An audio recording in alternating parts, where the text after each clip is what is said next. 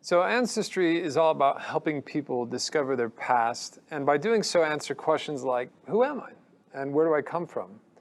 The way this discovery process has been done for years is you build a tree, follow the leaf, find records, and make your discoveries. And this has been super fun, deeply fascinating for millions of people.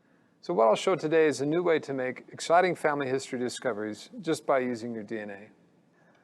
The way this discovery process has been done for years is you build your family tree, you follow the shaky leaf, look at records, and make your discoveries.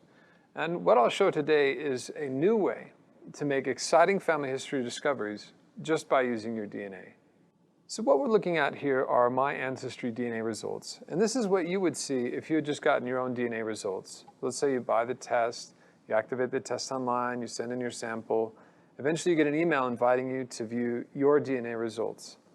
And first you get an estimate of your genetic ethnicity, which compares your DNA to 26 different global regions, and based on that analysis, identifies your unique ethnicity mix.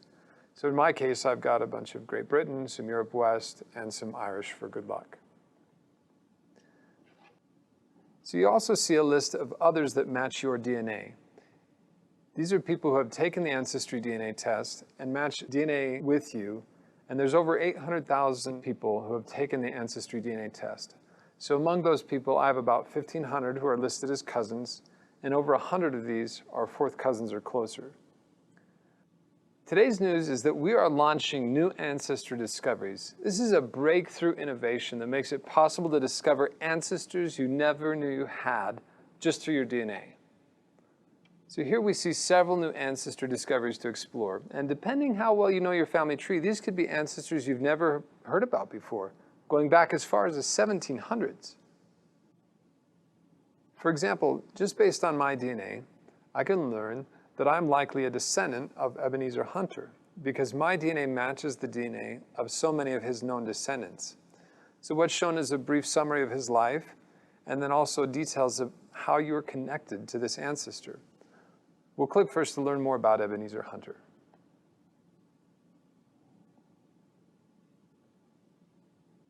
Now, once a new ancestor is found, as an Ancestry subscriber, you can see all the facts, events, photos, and stories of your ancestor's life, all in one place.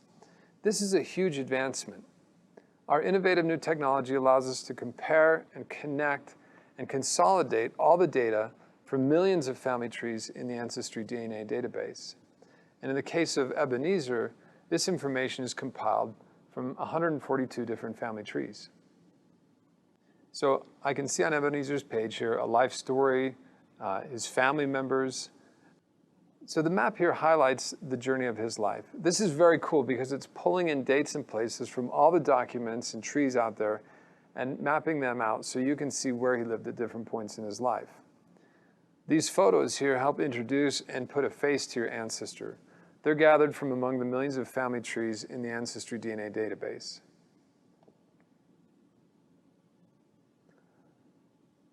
Likewise, the records are gathered and organized, and they help complete the portrait of your ancestor. So you've got census records, which are super cool because they're showing you where he lived at different points in his life in the United States. I've got a death certificate here that shows that he died of stomach cancer, that he was born in Scotland, and a passenger list showing his immigration from Scotland to the United States. Now, gathering all this information from scratch is a tremendously challenging and interesting project, and people spend huge amounts of time and money and effort organizing collections like this. To have it all in one place is a huge advancement that we're very excited about. There are so many amazing stories just waiting to be discovered. Now, we expect at launch that about a third of our AncestryDNA members will have a new ancestor discovery waiting for them. And the number of these discoveries will continue to grow along with the DNA network. So after seeing a glimpse of an ancestor's life, we expect you'll also be curious to know how it works and maybe ask, how do you know I'm related to this guy? And the answer is to show you how you're connected to your ancestor through the genetic matches you have to a group of people who are descended from that ancestor.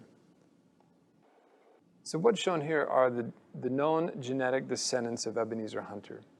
These are people who have taken the DNA test and they have genetic matches to each other, and those are shown by these orange lines. In addition, they all have a direct path to Ebenezer in their respective family trees. Now, I share DNA with several members of this group, enough DNA that we can confidently calculate the probability that Ebenezer is also my ancestor.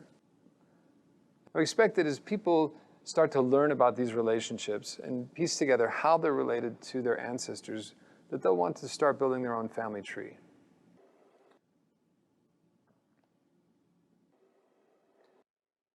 And we found that as you build out your family tree, about 3/4 of these potential new ancestors actually do fit somewhere in your family tree. The remaining are typically people who lived at the same time and place as your actual ancestors, and so they can be very helpful as clues to point you in the right direction. And it's constantly being updated. As more people take the AncestryDNA test, build out their family trees, and add these photos and stories and documents, we're continually updating the experience and looking for additional new ancestor discoveries. So years of research and effort have gone into this. We hope that what I've shown you here today seems very simple. That's one of our product goals, to keep it simple. But this is really a very powerful combination of information, of science, and technology that helps people discover their family history and discover stories that were never possible before.